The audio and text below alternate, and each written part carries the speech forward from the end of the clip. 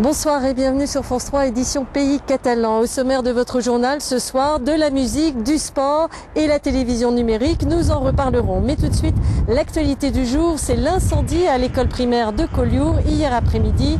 Au Chéron, Pascal Barbès. Dans les locaux de l'école Jules Ferry de Collioure, les services municipaux ne peuvent que constater les dégâts. La salle informatique et la bibliothèque sont inutilisables pour plusieurs jours. Une odeur âcre prend à la gorge et les ordinateurs comme les livres sont couverts de suie.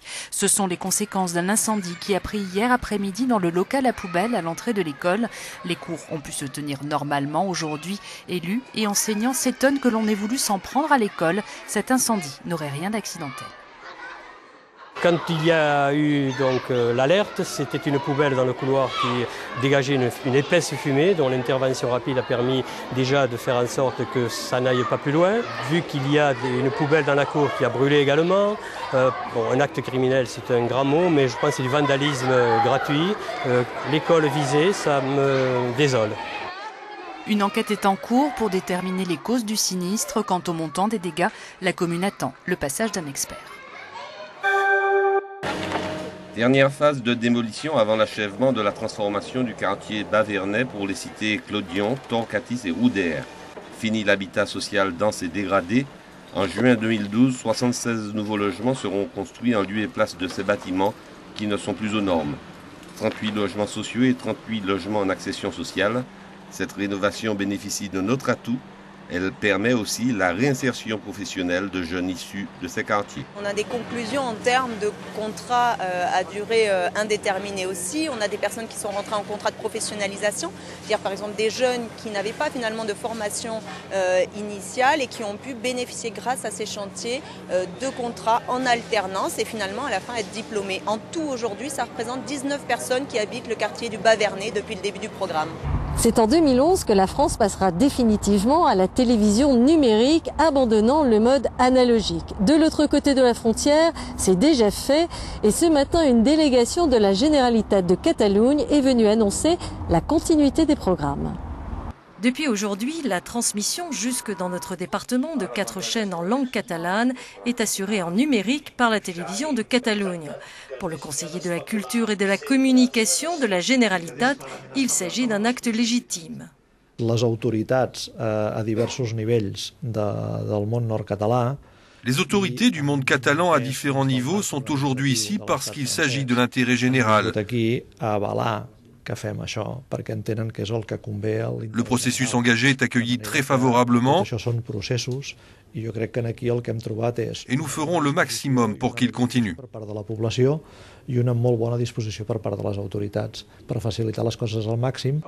Au-delà de la défense d'une langue et d'une culture, cet accord représente aussi un enjeu économique selon le sénateur qui dénonce au passage, je cite, une France jacobine.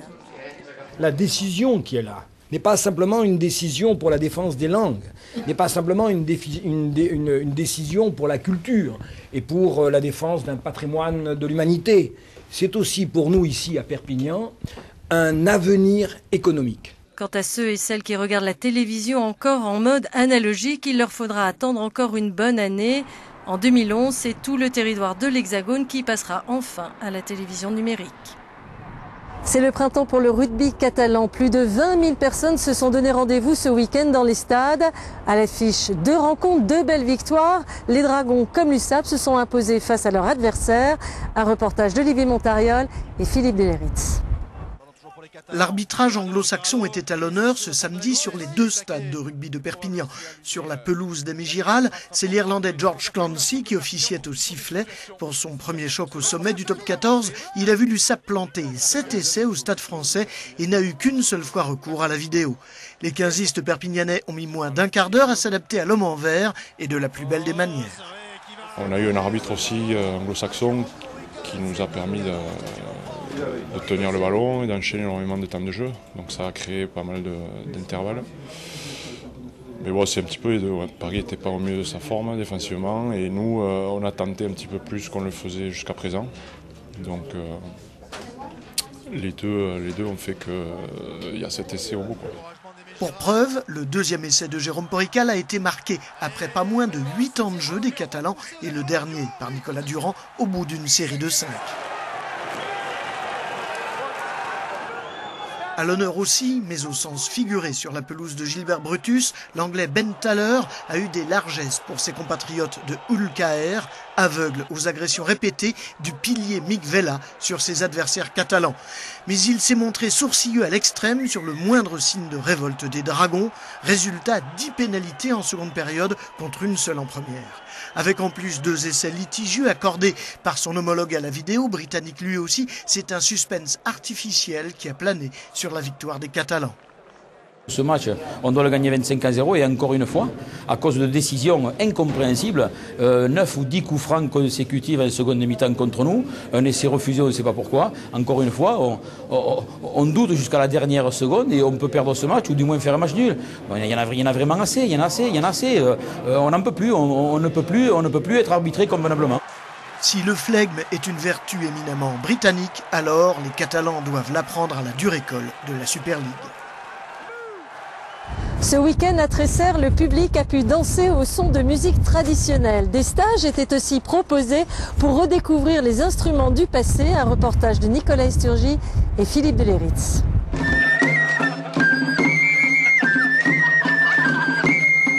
Pendant 3 jours, Tresserre a résonné au son de la vieille la roue, des flavioles tambouris ou encore de l'accordéon diatonique.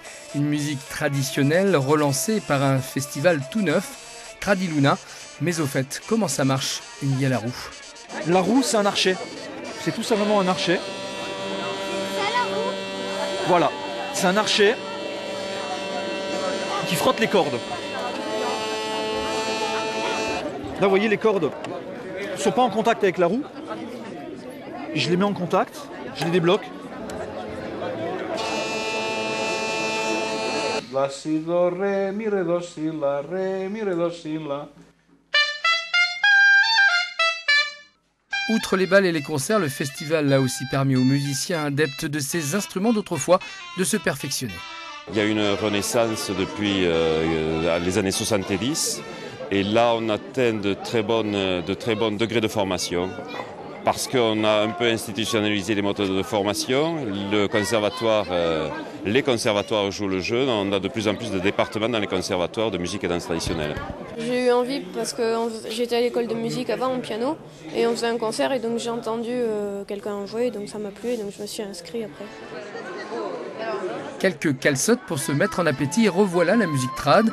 Question ambiance, il n'y a pas mieux. Ça sent déjà la 2e édition, vivement 2011.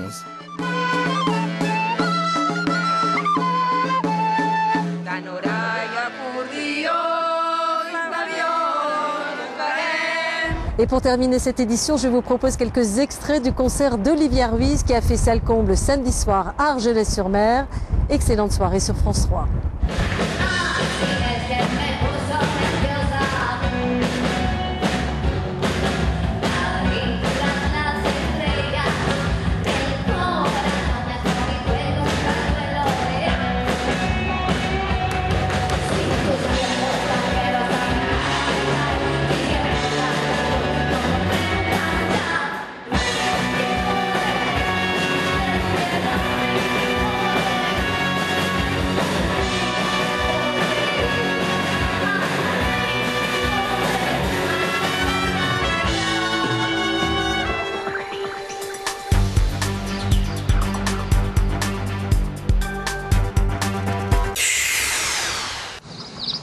France 3 vous présente la météo avec Union Matériaux.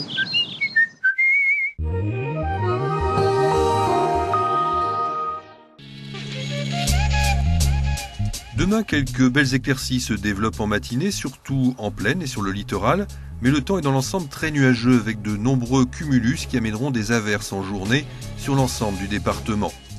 Le vent est d'abord faible en matinée, puis il s'oriente à la tramontane à la mi-journée en se renforçant 40 à 60 km/h avec des pointes variant de 80 à 100 km/h.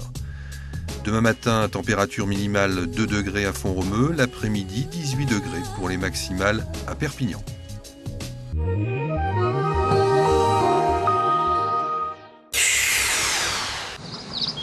France 3 vous a présenté la météo avec Union.